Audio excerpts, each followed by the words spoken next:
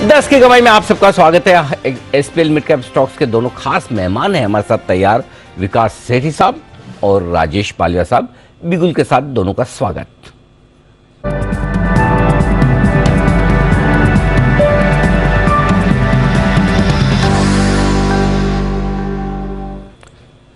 पालिया साहब सुप्रभात, आप शुरुआत करें सर, बताएं अपनी long term pick. Good morning Anil ji, good morning everyone. So long term pick में जो स्टॉक रहेगा वो रहेगा GMDC limited, Gujarat mineral development corporation. ये स्टॉक में देखें तो एक करेक्शन के बाद स्टॉक में अब लोअर साइड पे एक बेस बिल्डिंग होते हुए दिख रहा है। डेली सेटअप के हिसाब से स्टॉक में प्राइस एक्शन जिस तरीके से बने, अब स्टॉक का अपने 50 डे 100 डे मूविंग एवरेज के ऊपर सस्टेन करते हुए दिख रहा है और स्टॉक ऑलमोस्ट अब 200 डे मूविंग एवरेज को पेनिट्रेट करते हुए दिख रहा है। वीकली सेटअप पे भी देखें तो स्टॉक में एक अप स्लोपिंग ट्रेंड लाइन का यहाँ पे सपोर्ट एरिया था, वहां से स्टॉक ने एग्जैक्ट सपोर्ट लेके वहां से रिवर्सल दिया है। तो हमें लगता है कि करेक्शन का फेज यहाँ पे खत्म होते हुए दिख रहा है जीएमडीसी में, और अपसाइड के टारगेट हम एक्सपेक्ट कर रहे हैं इसमें लॉन्ग टर्म में जो आना चाहिए करीब 200 रुपए से 220 रुपए तक की अपसाइड जीएमडीसी में आते हुए दिख सकती है। करंट लेवल से स्टॉप लॉस हम रखेंगे करीब 135 के आसपास। तो जीएमडीसी बाय करने की सलाह है लॉन्ग टर्म पिक में। ओके, तो जीएमडीसी ये है दोनों, ये स्टॉक आपके लिए लॉन्ग टर्म पिक के तौर पर खरीदारी करने की राय आती हुई 136 136 का होगा, 135 माफ कीजिएगा, 135 का स्टॉप लॉस। आइए सेठी साहब भी हमारे साथ है। सेठी साहब सुप्रभात, बताएं sir long term pick. Good morning Anil ji, good morning Deepanshu. Anil ji, जो आज की मेरी लॉन्ग टर्म पिक है वो ऐसा स्टॉक है जो हमने, मतलब आपने भी, मैंने, संदीप ने, सिद्धार्थ जी ने, सबने ही पिछले 2 साल में कई बार रिकमेंड किया। स्टॉक का नाम है सीडीएसएल, जो अभी 1220 के लेवल पे ट्रेड करता है। अपने इसके हाई से 1750 के आसपास के, वहां से अच्छा खासा करेक्ट हुआ है। बट जिस तरीके से ये कंपनी परफॉर्म कर रही है और जो हमने अभी हाल ही में देखा, जो जिस तरह की ग्रोथ डीमैट अकाउंट्स में हो रही है या रिटेल इन्वेस्टर्स के नंबर्स में हो रही है, तो उसका एक बहुत ही बड़ा बेनिफिशियरी होगा। फिर सरकार ने जो इंश्योरेंस प्रोडक्ट्स को भी कंपलसरी डीमैट करने का जो निर्णय लिया है, उसका भी एक बड़ा फायदा होना है। तो एक जबरदस्त कंपनी है और अब करेक्शन के बाद वैल्यूएशंस भी अच्छे हो गए, फंडामेंटल्स बहुत ही अच्छे हैं। ऑपरेटिंग प्रॉफिट मार्जिन है 74%, आरओई है 28%, एक जीरो डेट कंपनी और पिछले 3 साल का पैट का कैगर रहा है 65%। डीआई एफआईज का भी अच्छा खासा इंटरेस्ट है। मुझे लगता है इस स्टॉक को बिल्कुल लॉन्ग टर्म के लिहाज से खरीदना चाहिए और मेरा ये मानना है आने वाले 9 से 12 महीने में ये अपने वापस से नए हाइस की ओर बढ़ेगा। तो 1600 रुपए के टारगेट के लिए सीडीएसएल में करंट लेवल्स पे खरीदारी करने की सलाह। सीडीएसएल ये है स्टॉक जहां पर 1600 रुपए के रखें टारगेट, खरीदारी करें। स्पेशल परचेज में हमारी लिस्ट में भी रहा ये शामिल स्टॉक, लॉन्ग टर्म के लिहाज से बेहतरीन फंडामेंटल वाला। आइए बढ़ते आगे और 10 की कमाई में एक बार जल्दी से नजर डाल दी जाए कमोडिटी बाजार के एक्शन पर। अपडेट्स भी हैं और 11:30 बजे के शो की विशेष, 11:30 से याद आएगी, 11 बजे भी तो विशेष शो है। बहुत विशेष है, जो लोग भूल गए उन्हें बता दूं, 11 बजे विशेष शो ये है कि इस महीने का AB of global markets, Bagga साहब, और इस महीने के एबी ऑफ ग्लोबल मार्केट्स में एक चीज खास है जी, ये हमारे दर्शकों को मुझे ट्वीट करके बताना है। अच्छा, क्या खास है बताइए। बग्गा साहब 11 बजे शो कर रहे हैं, ये तो खास है, ये खास है। मैं जो शो कर रहा हूँ उनके साथ में ये हमेशा ही होता है, उसमें कोई खास बात है नहीं। लेकिन इसके अलावा एक खास बात और है, इस शो से ही जुड़ी हुई। एनी आइडिया, गेस, अंदाज लगाइए, बिल्कुल बताइए आज इस शो में खास क्या है। हिंट दूं? हिंट दीजिए, एक थोड़ी देर बाद। पहले कमोडिटी मार्केट का अपडेट नहीं बताइए। ठीक, 22 पैसे मजबूत है रुपया अनिल जी, अच्छी स्ट्रेंथ दिखा रहा है। 24 पैसे अब इनफैक्ट मजबूत हो गया, तो रुपये में तो बढ़िया आपको स्ट्रेंथ दिख रही है। बाकी कमोडिटीज की बात करें, कच्चा तेल 7500 के ऊपर है, हालांकि आज आधा % नीचे। नेचुरल गैस अनिल जी सिर्फ और सिर्फ 10% ऊपर है। तो ये जो ग्लोबल उछाल आया है नेचुरल गैस का, उसका इंपैक्ट हमारे बाजारों पर भी आपको आते हुए दिखेगा। 1 महीने की ऊंचाई पर इंटरनेशनल प्राइसेस है, 10% ऊपर आपको नेचुरल गैस हमारे प्राइसेस दिख रहे हैं। गोल्ड हल्की फुल्की खरीदारी आ रही है, 1/4% ऊपर। सिल्वर मामूली गिरावट है, बट 60,000 के ऊपर सिल्वर के प्राइसेस होल्ड कर रहे हैं। बेस मेटल्स फ्राइडे की तेजी के बाद आज गिरने के मूड में है, आधे से 1% अक्रॉस बेस मेटल्स आपको इस समय गिरावट दिखेगी। आज की स्ट्रैटेजीज में बता दूं, आईएफएल सिक्योरिटीज की राय है गोल्ड फेब्रुअरी कॉन्ट्रैक्ट खरीदना है 50,700 के लेवल पर, स्टॉप लॉस 50,450, टारगेट रहेगा 51,200 का। सिल्वर मार्च कॉन्ट्रैक्ट खरीदना है 59,500 के लेवल पर, स्टॉप लॉस 58,800 का रहेगा और टारगेट आपका 60,500 का।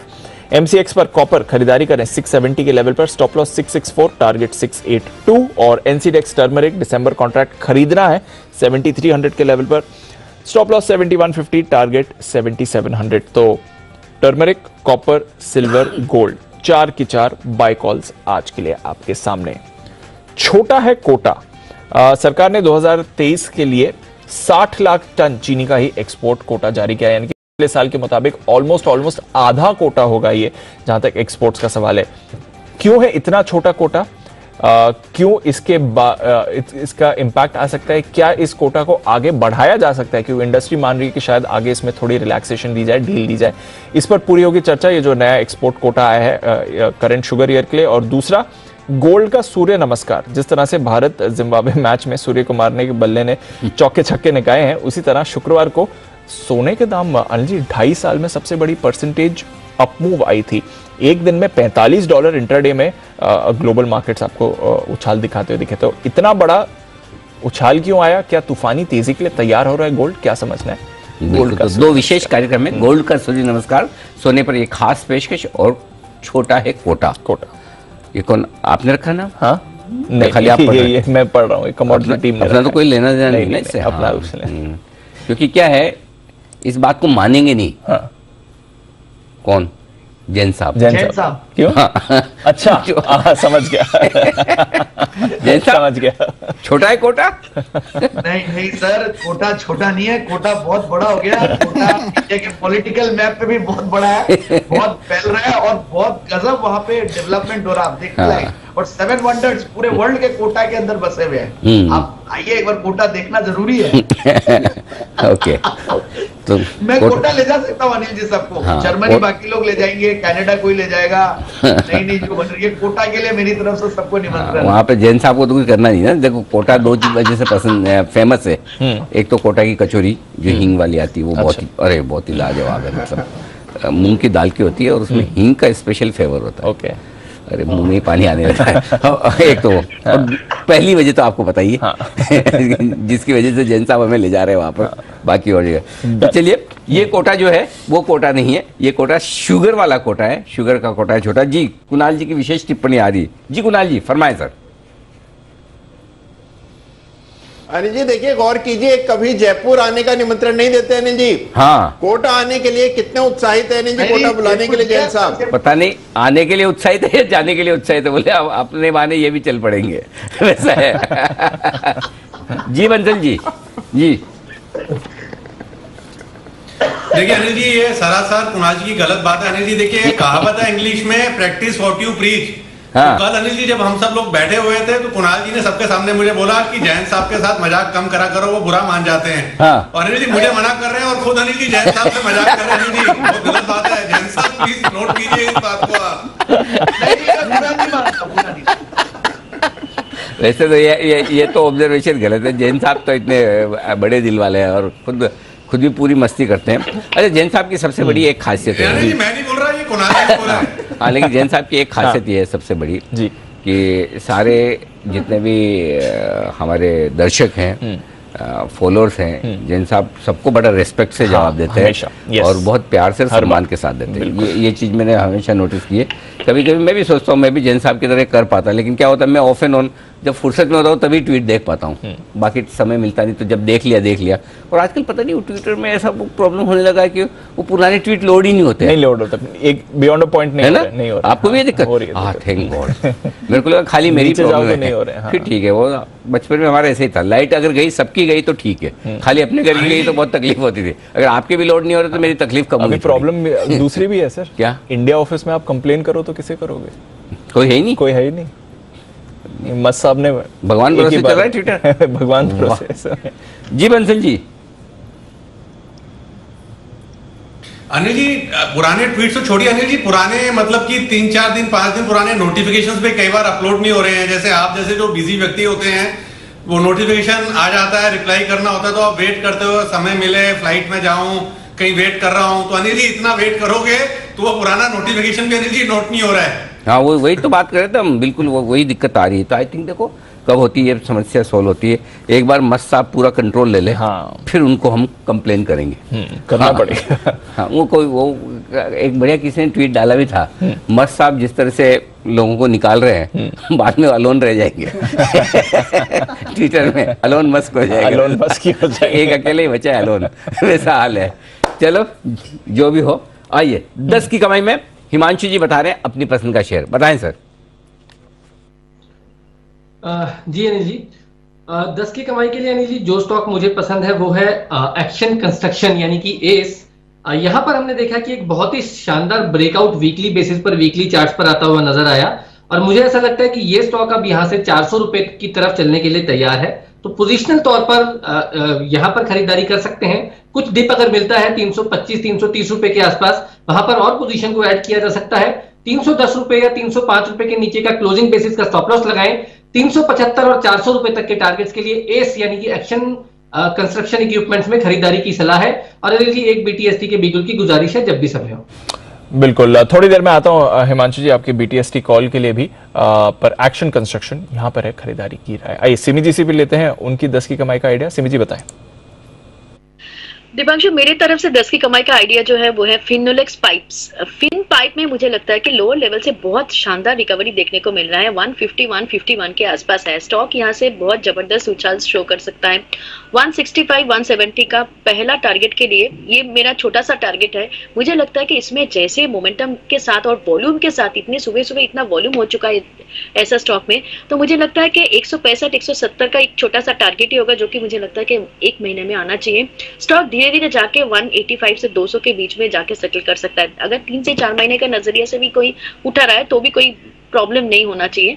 फिनोलेक्स पाइप्स मेरे तरफ से अभी का 10 की कमाई का कॉल है। करंट लेवल पर 150 के आसपास खरीदने का सलाह होगा। 145 के नीचे स्टॉप लॉस रखेंगे। छोटा सा टारगेट 165 से 70 जो कि एक महीने का टारगेट है। ओके, तो ये है आपके लिए फिनोलेक्स इंडस्ट्रीज, यहां पर करिए खरीदारी। ये है सिमी जी की राय। आइए पोजिशनल पिक्स अभी लेते हैं एसपीएल मिड कैप्स में। पालविया साहब बताएं सर। दीपांशु जी पोजिशनल पिक रहेगा आरवीएनएल, रेल विकास निगम लिमिटेड। ये स्टॉक का अगर हम वीकली सेटअप एनालाइज करें तो स्टॉक में एक राउंडिंग बॉटम फॉर्मेशन बन के उसका ब्रेकआउट होते हुए दिख रहा है। अक्टूबर 2021 के हाई को अब यहाँ पे सरपास करते हुए दिख रहा है वीकली सेटअप के हिसाब से। जिस तरीके से शॉर्ट टर्म चार्ट पे और लॉन्ग टर्म चार्ट पे स्ट्रेंथ यहाँ पे बनते हुए दिख रही है, हमें लगता है आरवीएनएल एक अच्छा अपमूव यहाँ पे कंटिन्यू करते हुए दिख सकता है। तो आरवीएनएल में हम पोजिशनल टारगेट प्रोजेक्ट कर रहे हैं, यहाँ से आना चाहिए करीब 65 रुपीज से 70 रुपीज तक की अपसाइड यहाँ पे आते हुए दिख सकती है। करंट लेवल से हम 42 रुपीज का स्टॉप लॉस सजेस्ट करेंगे।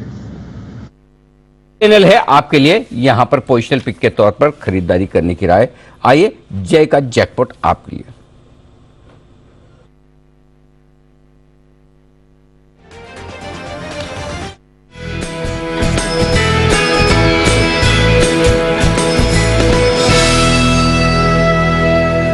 जय बताएं।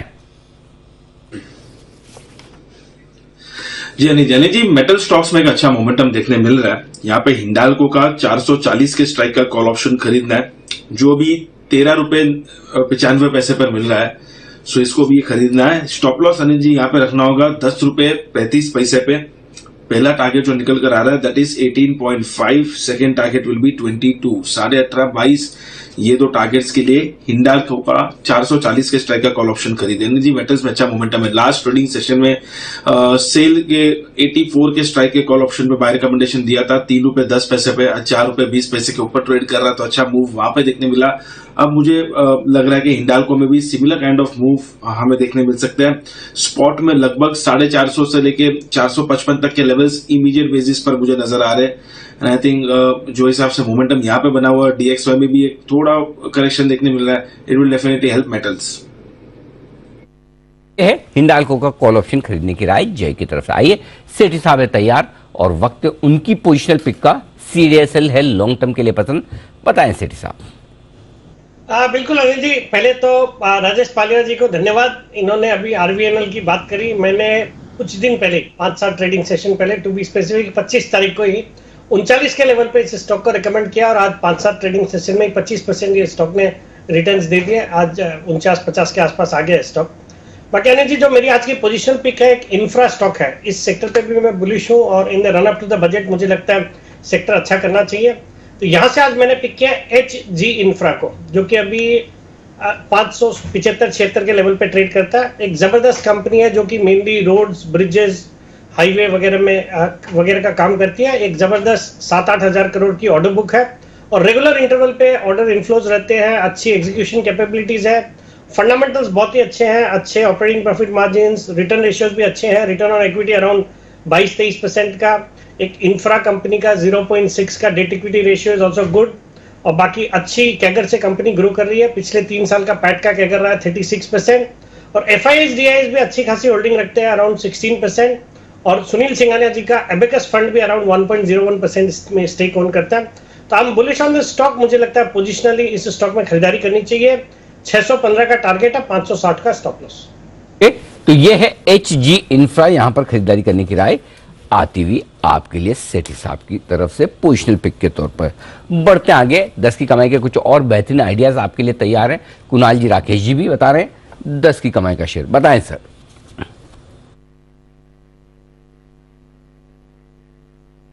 कुणाल जी, राकेश जी। कुणाल जी बोलिए। अनिल जी 10 की कमाई में हमारी खरीदारी की राय है। अनिल जी आवाज नहीं पहुंची थी, अभी पहुंची अनिल जी। 2 चीजें हैं, एक तो ये कि थोड़ा ये ना शाम को डिनर पे कम जाया कीजिए आप।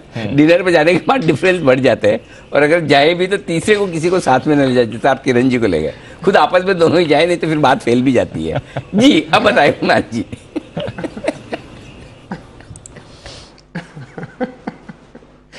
अनिल जी देखिए, खरीदारी की राय है और 10 की कमाई में खरीदारी की राय है क्रेडिट एक्सेस ग्रामीण पर।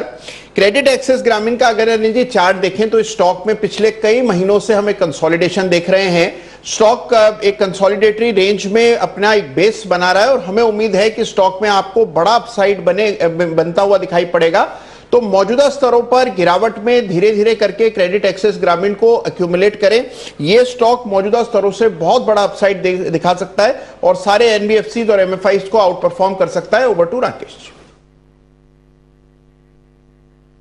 अनिल जी बेहतरीन टेक्निकल स्ट्रक्चर है। इस स्टॉक को हमने पहले भी रिकमेंड कर रखा है, बट रेगुलर की तरह जैसे स्टॉक रिकमेंड करते हैं हमेशा ऊपर होता है। ये हमारी पहली रिकमेंडेशन से थोड़ा सा नीचे चल रहा है, 1035-38 के अराउंड रिकमेंड किया था, बट स्टॉक का पैटर्न अच्छा है, बेहतरीन कंसोलिडेशन हो रहा है अनिल जी। और 2-3 दिन पहले आप MIFI सेक्टर्स पे आपने कुछ ज्ञान दिया था अनिल जी, उसको बड़ा अच्छे से सुना था मैंने और कुणाल जी ने, और उसके बाद हमने क्रेडिट एसएस ग्रामीण पर अपने टारगेट्स भी अपवर्ड रिवाइज कर दिए हैं। तो 1450, 1500, 1450, 1500 के लक्ष्य के लिए क्रेडिट एसएस ग्रामीण में इन स्तरों पर निवेश करने की राय होगी। ओके, तो क्रेडिट एक्सेस ग्रामीण ये है स्टॉक जहां पर निवेश करने की राय 10 की कमाई में आपके लिए। आइए, नतीजों का सीजन है जोरों पर और नतीजे आने वाले हैं डिवीज लैब के। तैयार है कुशल डिवीज लैब के नतीजों के अनुमान के साथ? अच्छे खराब ठीक ठाक मिले जुले नंबर्स दिख रहे हैं। स्टॉक भी वैसे ही हो गया आजकल। जो चार्म था खत्म हो गया स्टॉक का पिछले रिजल्ट के बाद से। ये तो है सर, है ना? पिछले रिजल्ट तक तो एकदम बड़ा ब्लू आइड बॉय था, अब कोई देखता भी नहीं।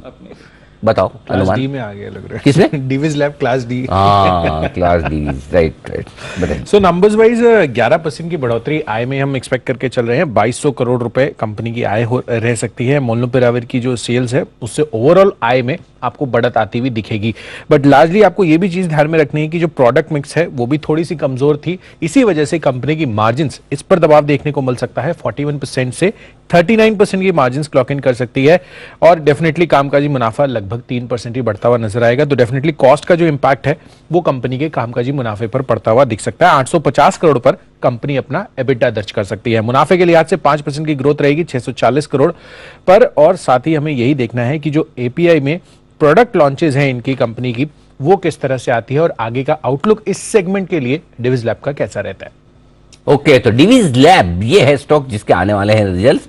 मिले जुले से नतीजे, मिला जुला सा स्टॉक का प्रदर्शन। देखो कितना मिला जुला प्रदर्शन बताऊं, अभी ग्रीन में था अभी रेड में आया। इतना मिला जुला, देखिए 1 रुपए ऊपर 1 रुपए नीचे ऐसा चल रहा है। इससे ज्यादा मिला जुला प्रदर्शन क्या होगा स्टॉक का, देख लीजिए। एकदम वहीं पर। हाँ, बिल्कुल। तो रिजल्ट और स्टॉक का प्रदर्शन बिल्कुल मिला जुला प्रदर्शन इसको कहते हैं। आइए बढ़ते आगे और अब वक्त है न्यूज पर व्यूज सेगमेंट का। और एक नई कंपनी, जी हाँ नई कंपनी मैं इसलिए कह रहा हूं कि कंपनी है वो जिसका आईपीओ खुलने वाला है, उससे हम करेंगे मुलाकात। और कंपनी का नाम है 5 स्टार बिजनेस फाइनेंस लिमिटेड। वाह, नाम जोरदार, नाम बढ़िया। स्टार। तो ये कंपनी आईपीओ लाने वाली है 9 तारीख को। इसके मैनेजमेंट से भी हम करेंगे चर्चा। और आइए बिल के साथ चलते हैं न्यूज पर व्यूज में।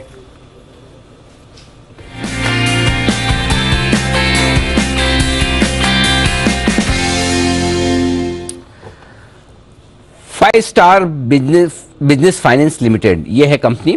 पहले मैं आपको थोड़ी कंपनी के बारे में इंफॉर्मेशन दे दूं। 1984 में चेन्नई में इस कंपनी की शुरुआत हुई थी, 5 star business credit private limited के नाम से।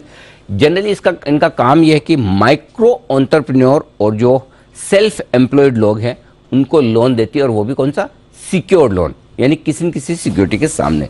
सदर्न इंडिया में, दक्षिण भारत में बड़ी स्ट्रॉन्ग ग्रिप है, पकड़ है इस कंपनी की। इनके पोर्टफोलियो में 95% लोन जो ये देते हैं वो 1 लाख से 10 लाख की रेंज का है। मतलब इन्होंने अपनी जगह बना रखी है एकदम कि 1 से 10 लाख रुपए की रेंज में जिसको लोन चाहिए हमारे पास आ जाइए। 2022 जून का जो मेरे पास डेटा है, 311 ब्रांचेस का बड़ा नेटवर्क कंपनी के पास में। पहले मैं आईपीओ की जानकारी दे दूं, फिर हम कंपनी के टॉप मैनेजमेंट से बात करेंगे। प्राइस बैंड 450 से 474 रुपए। उससे पहले बता दूं 9 तारीख को खुलेगा आईपीओ, यानी कि परसों 11 को होगा बंद।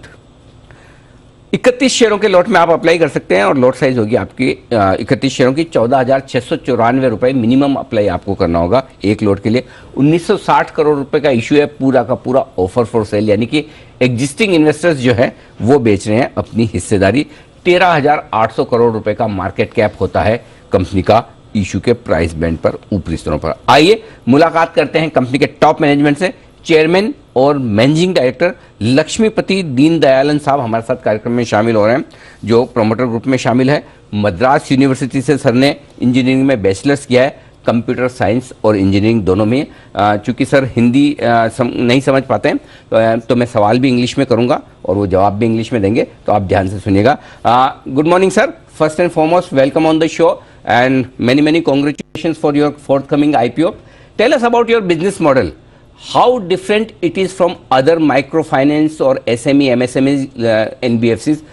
What exactly you are doing, sir? Yeah, thank you for having me on your show. As you said, we are the leading lenders to the small businesses or nano businesses. Entities in our country. The differences are we are a fully secured product. We don't come under microfinance sector, and our target segment is we go and disturb the money lenders market. We are not fighting with other NBFCs or other banks to secure the MSME loans. We go directly to tier 3 and tier 6 towns and disturb the money lenders market and bring these profile of customers from informal to formal credit. I think that is the biggest opportunity which is available in our country. CRISIL study, which we have shared in our DRHP, shows the market opportunity is close to 22 trillion credit demand, which is available in our country. So that is our target. This is how we differentiate. We cater to all service customers who deal with common man on day-to-day needs, and this is fully backed by collateral. As you rightly said, 100% is collateral-based lending, and out of that 95% is backed by self residential occupied house. Okay, interesting. So you have placed yourself in 1 to 10 lakhs rupees loan category, that too completely secured. Isn't it very difficult to get security, and if yes, what kind of security you get from your borrowers? This is a Pakka security. The security is not hut houses or a thatch houses. This is Pakka RCC houses. See, when this is my 20th year running this business, lending to small business entrepreneurs in our country, I have been seen in last 20 years, these people, they invest first, whatever the profits, whatever the cash flow they generate from the business, they invest in a land and they start building a house on it. So those entrepreneurs are rightly can be classified for 5-star business finance to on lend to them. So this is a Pakka security. And we also see that the title deed is very clear, and we do a mortgage in the register office like housing finance companies before we disburse. So basically you lend against houses, I mean completely constructed houses, which is treated as security against the loans. Tell me one thing, sir, like the full issue, which is 19.6 crores, it's offer for sale.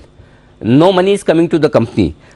Big sale from existing investors, a little bit from promoters also. What is the reason existing investors and promoters are exiting from the company at this point in time? See, the logic is very clear. Our company is well capitalized today. Our capital adequacy ratio is close to 65 to 70%, which is well capitalized for a NBFC of this size. So there is no need for raising more capital from the public market. And I am not selling anything. I think the media is capturing some promoter entities selling. There are two types of promoters. One is individual promoter, where myself and my family, we are not selling any of the shares, and we don't, our shares are not mortgaged anywhere, and I don't have any loans against shares. Perfect. The two other entity, which is also locking their shares along with me, as per the SEBI's minimum 20% lock-in regulation, which is Matrix Partners and Sequoia, they both are selling little bit. So when there is no primary need for company and promoter is not selling anything, the only option that you is left out is to take some of the existing investor shares and come for the public market. I think that is how Five Star's IPO was framed last year when we filed our DRHP. We have 4 selling shareholders. Out of 4 selling shareholders, no one is fully exiting. All the investors are selling something that they wanted to make this IPO successful. So they are selling some parts. So now no one is exiting fully in this IPO. Right, sir. Mr. Deendayalan, I could sense from your financials the growth has been really impressive since March 2020. Whatever numbers I have with me, margins are superb. 16 to 19% margins, net interest margins are amazing. But in the rising interest rate scenario, would you be able to hold it, or margins could come little bit under pressure? What's your sense? The current margins, net interest margin, what you see, it is little upwards. Why I'm saying this is, in 2020, our cost of borrowing was close to 12.5%, and incremental cost of borrowing was around 11.5%. Today, the book cost of fund has come down to 10.5%, and incremental cost of borrowing is at 8.5%. So almost 200 to 250 bips, we are able to bring down our cost of funds, especially even after RBI's recent hikes, we were able to get our cost of funds around 8.5%, which we have not yet translated to our customers, because we wanted to see which is the interest rate peak. Once we see that interest rates peak in next few quarters, I think we'll be transferring the benefit what we got from the borrowing side to the lending side. And I'm very sure well-capitalized NBFC like Five Star, where quality and profitability is outstanding, I don't think neither raising debt and raising that debt in a very, very reasonable pricing around 8-ish level will not be a challenge for Five Star. You have more than 300 branches, and you have, I'm sure you have aggressive expansion plans about the branches, but I could see that your disbursement per branch, it used to be more than 11 crores before the COVID level. As of now, it's almost 7.5 crores, right, sir?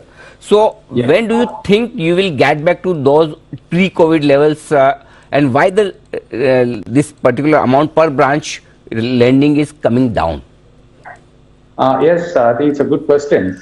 Pre-COVID, we were one of the fastest growing NBFC in our country. We moved from close to 130 crores in 2015 and reached close to 4,000 crores in 2020. So putting a pace of fastest growing NBFC in our country in that time. But during COVID-1 and COVID-2, even though the demand was very high at the ground level, due to the unprecedented nature, we decided not to grow during these difficult times. So we put our growth back seat and we put our collections front seat. That's why you see in last 2 years, our growth was around 15%. I think from last March onwards, I think COVID all got settled and we are back to the growth phase. You will see the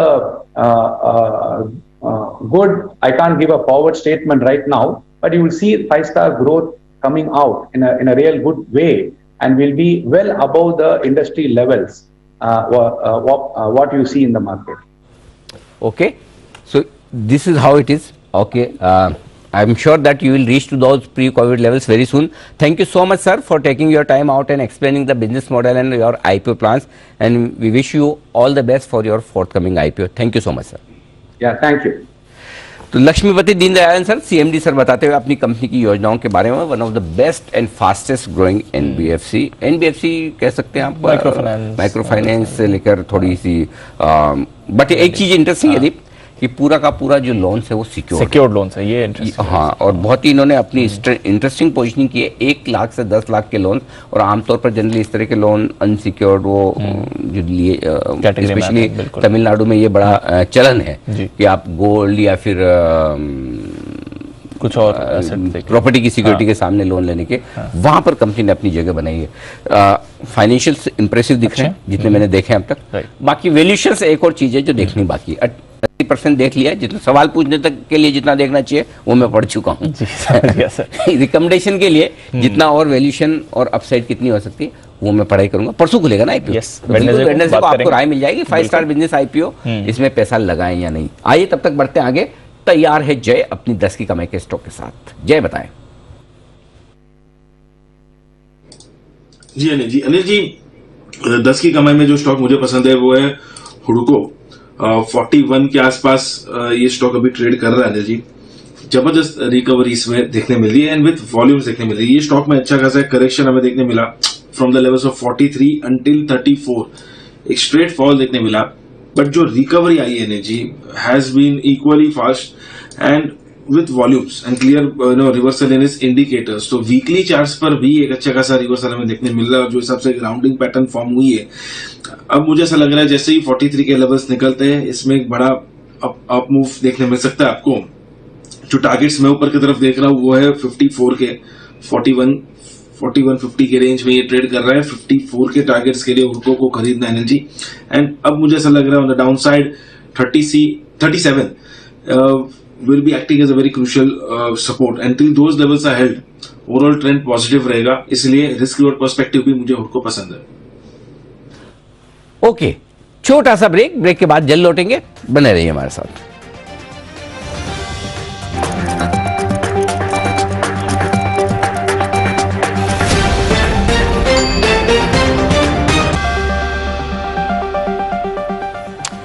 स्वागत है आपका। बाजार दिन के निश्चित स्तरों के करीब ट्रेड करते हुए दिख रहे हैं। अभी थोड़ी देर पहले तो सेंसेक्स को हमने लाल निशान में भी देखा था, अब 20 पॉइंट ऊपर है। निफ्टी 18,150 के आसपास इस वक्त आपको नजर आएगा 30 पॉइंट की तेजी के साथ, और निफ्टी बैंक जरूर अभी भी मजबूती के साथ आउट परफॉर्मेंस ड्राइविंग सीट पर 0.1% की तेजी यहां पर बरकरार है। तो निफ्टी बैंक ने होल्ड करके रखा है, बाकी थोड़ी सी प्रॉफिट बुकिंग आपको आती हुई नजर आएगी।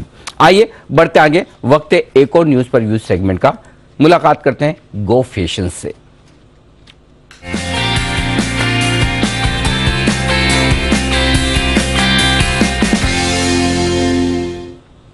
नतीजे आपके सामने रख दूं। 4 तारीख को आए हैं नतीजे, और नतीजों में आप देख सकते हैं कि आय साल दर साल 48% बढ़कर आई है, 165 करोड़ पहुंचती हुई। कामकाजी मुनाफा यानी कि EBITDA 41% बढ़ा है, 50 करोड़ के नजदीक पहुंचा है। मार्जिन 31.5% से 30%, 1.5% की कमी, ठीक है, कोई खास बात नहीं। और मुनाफा 4% बढ़ा है, 18.5 करोड़ से 19 करोड़ से कुछ ही ज्यादा। तो आय और कामकाजी मुनाफा तो काफी बेहतर आए, लेकिन थोड़ा सा मुनाफा कमाया है, उतना नहीं बढ़ा। आइए उसकी वजह जानने की कोशिश करते हैं। हमारे साथ एग्जीक्यूटिव डायरेक्टर और chief executive officer CEO Gautam Saraogi साहब कार्यक्रम में हो रहे हैं शामिल। सरावगी साहब, स्वागत है आपका, बहुत बहुत धन्यवाद जी बिजनेस के लिए समय देने के लिए। सबसे पहले सवाल यही कि रेवेन्यू मजबूत है, EBITDA मजबूत है, प्रॉफिट उतना नहीं बढ़ा, क्या वजह सर? सो अनिल जी, हम लोग ने ये पहले 6 मंथ्स में एडवर्टाइजिंग काफी किया है। पिछले सालों में कोविड के कारण एडवर्टाइजिंग स्पेंड्स हम लोग ने 1.5-2% के बीच में रखा था। ये साल क्योंकि बिजनेस भी काफी अच्छी तरह रिवाइव हुआ है, तो हमने ब्रांड बिल्डिंग के को माइंड में रखकर इस टाइम 4 to 4.5% हम लोग ने एडवर्टाइजिंग पे स्पेंड किया है। तो लार्जली ये जो पैट मार्जिन में आप रिडक्शन देख रहे हैं, इट इज क्योंकि एडवर्टाइजिंग स्पेंड्स 2% से 4.5% पे आया है, इसीलिए there is a shrinkage in margins. ये वाला क्वार्टर सर अब तक का सबसे बेस्ट है रेवेन्यू के हिसाब से? सॉरी सर, मैं आपको रेवेन्यू के हिसाब से, सेल्स के हिसाब से ये क्वार्टर सबसे बेस्ट है अब तक का आपका?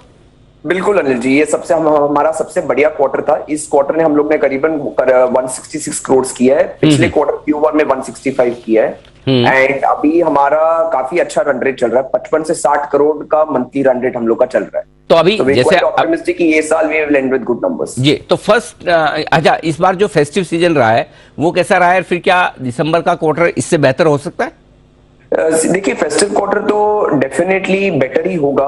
अभी एग्जैक्टली कितना नंबर होगा it's very early to say, but हम लोग ने जो देखा फेस्टिव सेल सिस्टम काफी स्ट्रांग रहा है।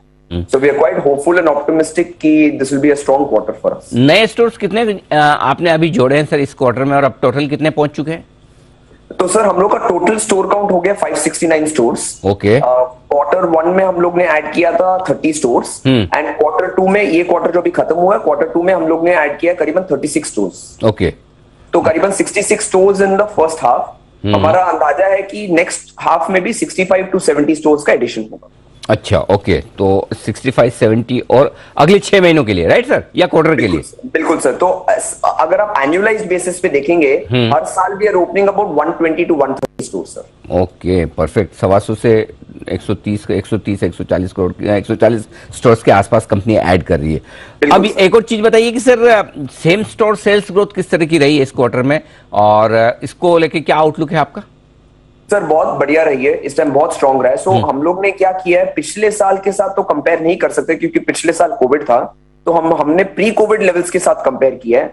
सो वी हैव सीन कि सेम स्टोर सेल्स ग्रोथ में हमने 8% का वॉल्यूम ग्रोथ देखा है, 8%।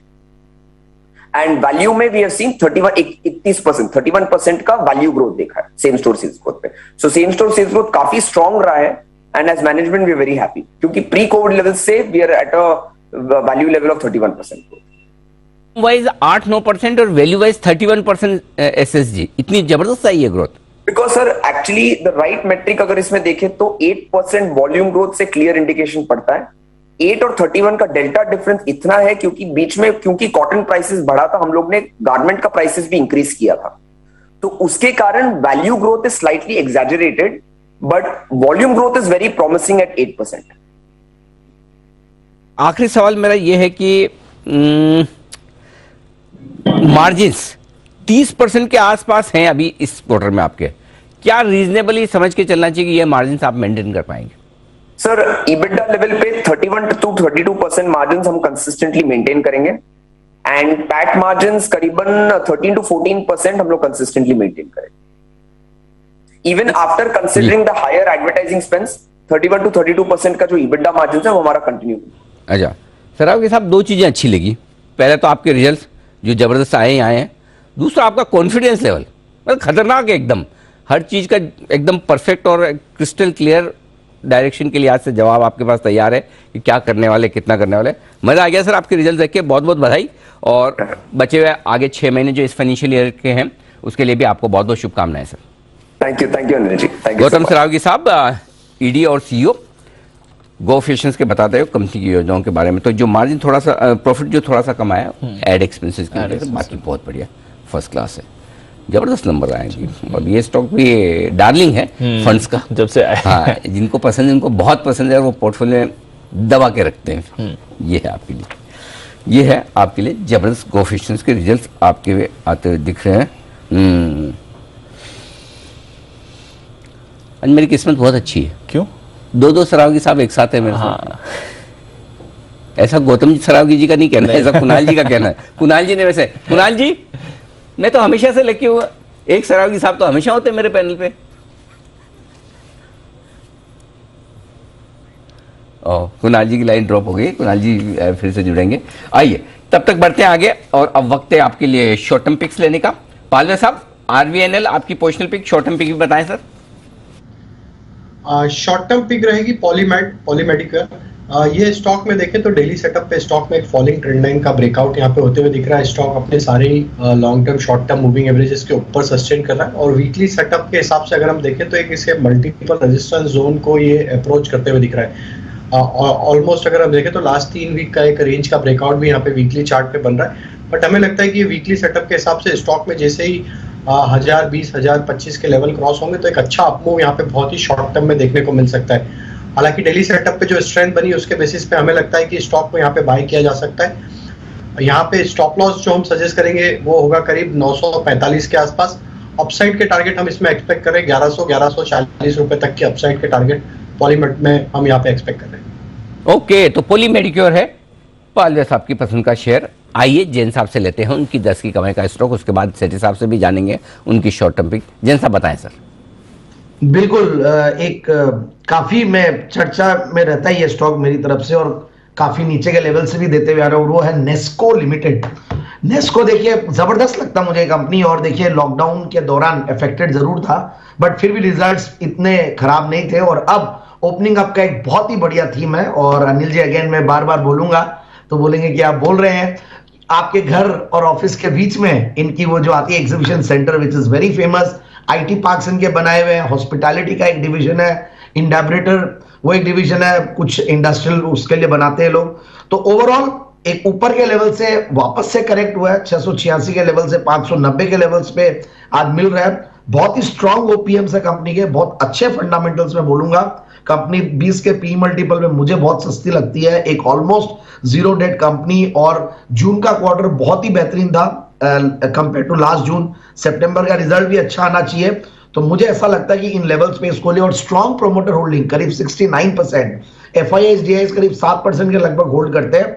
675 के टारगेट के लिए स्टॉक को लेना चाहिए। इसको जहां पर करनी है आपको खरीदारी। आप बताया नहीं कि मैं जब घर पे जाता हूं तो रास्ते में आते मैं भूल जाऊंगा, मेरे घर का रास्ता भूल जाऊंगा। आप बताओगे नहीं ऐसे तो? नहीं, मैंने बोला था ऑफिस और घर के बीच में आता। अच्छा बोला था, ओ मैं मिस कर गया। हाँ मैं मिस कर गया, नहीं तो पता चला मैं रास्ता ना भूल जाऊं कभी घर जाने का। जी बंसल जी। अनिल जी ये भी बताया हुआ है जैन साहब ने, और साथ में जैन साहब और सीडी साहब ने भी बताया हुआ है कि आपकी अनिल जी घर की बगल में महिंद्रा लाइफ स्पेस का अनिल जी काफी बड़ा प्रोजेक्ट भी आ रहा है, और इस चीज को अनिल जी महिंद्रा लाइफ स्पेस के मैनेजमेंट ने भी अनिल जी, टॉप मैनेजमेंट ने भी चैनल के ऊपर एक्नॉलेज किया था अनिल जी। तो आपके घर के आसपास अनिल जी काफी चीजें हो रही है अनिल जी। हमको क्या फायदा? वो तो ये लेगा, हमको क्या फायदा बताओ बंसल जी? और ट्रैफिक बढ़ेगा ही वहां पे, घर वर बनेंगे तो। हाँ ट्रैफिक का बड़ा प्रॉब्लम, बहुत ज्यादा। ट्रैफिक कब खत्म होगा मुंबई का, समझ में नहीं आता। और बढ़ेगा, बहुत बुरा हाल है हमारे। नहीं बढ़िया है, अच्छे बड़े बड़े प्रोजेक्ट्स आए, जितने अच्छे आए उतना बढ़िया है। तो 10 की कमाई का स्टॉक जैन साहब का है नेस्को, ये आपके लिए। ओके, तो नेस्को पर करें खरीदारी। आइए फिर वक्त है शॉर्ट टर्म पिक्स का, सेठी साहब और पालवे साहब की तरफ से। पालवे साहब बताएं सर। नहीं पालवे साहब की होगी, सेठी साहब। सेठी साहब की माफ कीजिएगा, रिपीट कर देंगे नहीं तो। पालवे साहब की होगी जैसा मैंने सुना नहीं ना नेस्को, वैसे दीप ने नहीं सुना शॉर्ट टर्म, डिलीट हो गया ऐसे। जी बताएं सेठी साहब, माफ कीजिए, बताएं सर। नहीं बिल्कुल दीपांशु, जो आज की मेरी शॉर्ट टर्म पिक है एक होटल स्टॉक है वापस। मैंने कुछ होटल स्टॉक्स पिछले कुछ दिनों में दिए हैं, ये स्टॉक भी थोड़े दिन पहले भी कवर हुआ है। स्टॉक का नाम है ताज जीवीके होटल्स, जो अभी 198, 199 के लेवल्स पे ट्रेड करता है। एक जेवी है बिटवीन ताज ग्रुप यानी इंडियन होटल्स ग्रुप और जीवीके ग्रुप। 7 प्रीमियम होटल्स हैं इनकी, जिनमें 3-4 हैदराबाद में है, बाकी जो अपने ताज सेंटा क्रूज है मुंबई एयरपोर्ट पे वो भी इसी ग्रुप का आता है। जबरदस्त ऑक्यूपेंसी लेवल्स देखे जा रहे हैं होटल में, होटल कंपनीज में। टैरिफ भी बहुत अच्छी इनको मिल रही है। जो भी नतीजे अभी तक आए हैं होटल स्टॉक्स के, जैसे EIH के नतीजे आ गए, फिर शायद एक ओरिएंटल होटल्स के भी नतीजे आ गए, और इस कंपनी के भी नतीजे कल आने वाले हैं। मुझे लगता है ये स्टॉक यहाँ से अच्छा करना चाहिए, नतीजे बहुत ही अच्छे रहने चाहिए इसके भी, और बाकी फंडामेंटल्स अच्छे हैं, अच्छी खासी इवन DIH की हिस्सेदारी है। फिर इंडियन होटल्स इसमें अराउंड 25% स्टेक ऑन करता है। मुझे लगता है ये स्टॉक शॉर्ट टर्म में अच्छे अपसाइड दिखा सकता है। तो 215 का टारगेट है और 195 का स्टॉप लॉस रखना है। इस स्टॉक में खरीदारी करने की सलाह। ओके, तो ये है आपके लिए ताज जीवीके सेठ साहब की पसंद की शॉर्ट टर्म पिक। और एक और मैनेजमेंट जिनसे मुलाकात करें, नतीजों का सीजन है तो हम न्यूज़ पर व्यूज ज़्यादा करें, लेकिन उससे पहले मैंने आप लोगों को बोला था जरा मुझे ट्वीट करके बताओ क्या है खास आज एबी ऑफ ग्लोबल मार्केट्स में। कुछ लोगों के जवाब आए, कुछ के नहीं आए। तो कुछ लोग बोल रहे थे सर आप तो क्यों देने वाले थे, हम तो उसका ही वेट करते रहे। मैं भी भूल गया कि मैं क्यों देने वाला था। तो मैं आपको एक संकेत दे देता हूँ। संकेत ये कि जो खास बात होने जा रही है एबी ऑफ ग्लोबल मार्केट्स में, जो इस ब्रेक के बाद तुरंत होगा, खास बात जो 2 साल बाद ऐसा होने चाहिए, 2-2.5 साल बाद, 2-2.5 साल बाद ऐसा एबी ऑफ ग्लोबल मार्केट्स में खास बात होने जा रही है 2.5 साल बाद। करेक्ट। अब तो अंदाज लगाऊं, बोली दूं 2.5 साल बाद ऐसा क्या होने जा रहा है जो 2.5 साल पहले हुआ होगा, उसके बाद नहीं हुआ, वो अब होगा और आज होगा। करेक्ट। अब आप अंदाज लगाओ। तब तक मैं है ना कोशिश कर रहा हूं मैनेजमेंट से मुलाकात करने की। न्यूज पर न्यूज में हमारे साथ एक और मैनेजमेंट कार्यक्रम में हो रहा है शामिल, Amy Organics.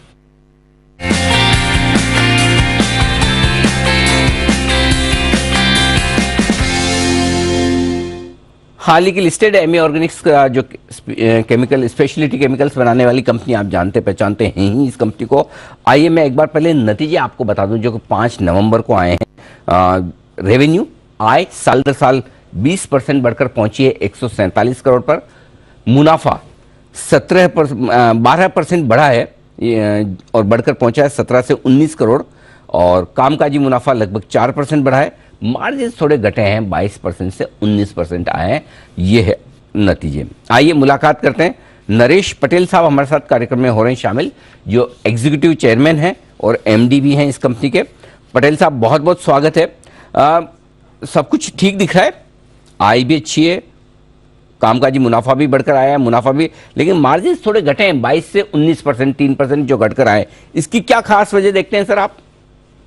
Anil ji, basically if आप देखेंगे क्वार्टर ऑन क्वार्टर, तो क्वार्टर 1 से हमारा 1% मार्जिन बढ़ा है।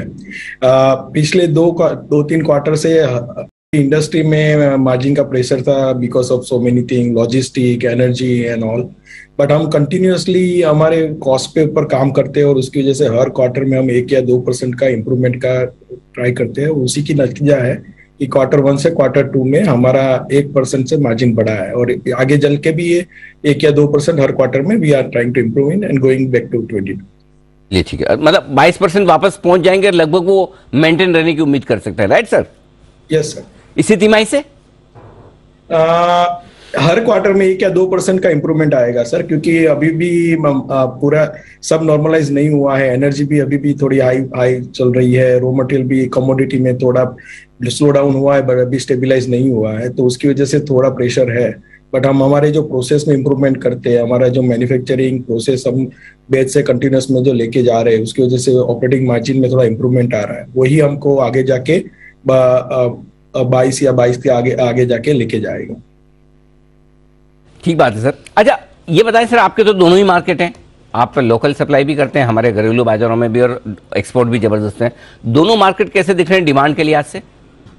सर आप देखेंगे तो हमारा बैलेंस है 58 to 60% हमारा एक्सपोर्ट है और 42 to 40% हमारा डोमेस्टिक है। और ये बैलेंस यही तरीके से हमारा चल रहा है क्योंकि हमारा pharma business mostly projection driven रहता है और डिमांड भी हमारा जो थेरेप्यूटिक एरिया है उसके डिमांड कंसिस्टेंट रहती है, तो उसकी वजह से हमें अभी ऐसा कुछ एबनॉर्मली दिख नहीं रही है।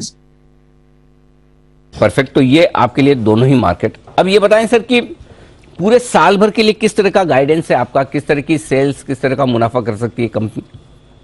सर हम कंसिस्टेंटली पिछले 10 साल से 25% से के अराउंड हम लोग ग्रो कर रहे हैं और ये साल भी हमको यही दिख रहा है कि हम लोग 23 से 25% की ग्रोथ से हम लोग करेंगे। और हमारे हर एक क्वार्टर में हम इंक्रीमेंटल क्वार्टर होता है, क्वार्टर 1 हमारा कम होता है और क्वार्टर 4 हमारा हाईएस्ट होता है, तो यही रेंज में अभी हमारा चल रहा है। प्रॉफिट मार्जिन में 21 FY21 वाज ग्रेट था, हमारा टारगेट है उसको वापस एज सून एज पॉसिबल वहां तक पहुंचना। ओके, तो ये आपके लिए। अच्छा सर, कोई एक्सपांशन प्लान कैपेक्स या तो कोई नया हो प्लान तो वो बताइए, चल रहे हैं तो उस पर अपडेट दीजिए सर। सर अभी हमने लास्ट क्वार्टर पे लास्ट ईयर ही हमने अनाउंसमेंट किया था 190 करोड़ का हम लोग नया प्लांट ला रहे हैं अंकलेश्वर में, which is supporting our pharma business को सपोर्ट करेगा एंड वो दिसंबर 23 से हम कार्यरत में हो जाएगा और वो अपने प्लानिंग के हिसाब से चल रहा है। तो 190 करोड़ का कैपेक्स से हमको FY24 में हमको रेवेन्यू जनरेशन शुरू हो जाएगा उसकी। परफेक्ट।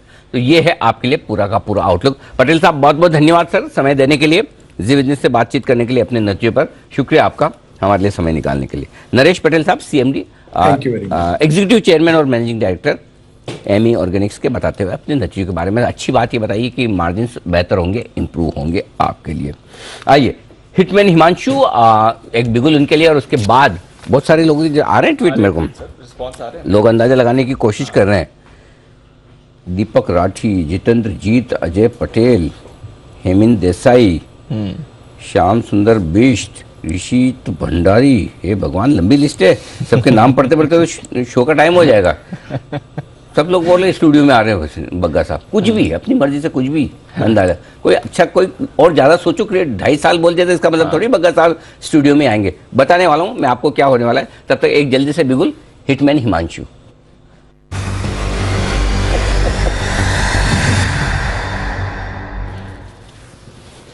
बताएं हिमांशु जी। हाँ अनिल जी, खरीदारी का आइडिया है अपोलो टायर्स में। यहाँ पर एक बहुत ही शानदार पैटर्न बनता हुआ नजर आ रहा है। ना केवल एक कप एंड हैंडल फॉर्मेशन का ब्रेकआउट इमिनेंट है, बल्कि एक इन्वर्टेड हेड एंड शोल्डर का भी यहाँ पर ब्रेकआउट होता हुआ नजर आ सकता है। मेरा मानना है कि स्टॉक ने नया हाई बनाया था पिछले महीने, उसके बाद एक अपना करेक्टिव साइकिल पूरी की और अब वापस से ये स्टॉक एक नेक्स्ट मूव ऑफ अपलेग के लिए तैयार होता हुआ नजर आ रहा है। तो यहाँ पर एक ऑप्शन स्ट्रेटेजी 2 से 3 दिन के नजरिए से मैं सजेस्ट करना चाहूंगा। 300 के स्ट्राइक की call option Anil ji Apollo tyres में खरीदारी करके चलेंगे, जो कि अभी 7 रुपए के आसपास ट्रेड कर रही है। यहाँ पर हम स्टॉप लॉस मेंटेन करेंगे 5.5 रुपए के नीचे का।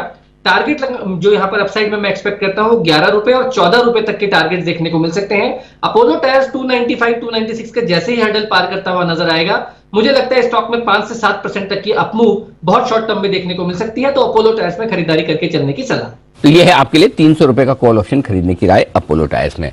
आइए बढ़ते हैं आगे और सुमित जी के लिए बिना बिगुल का कॉल, सुमित का सुपर हिट। सुमित जी बताएं।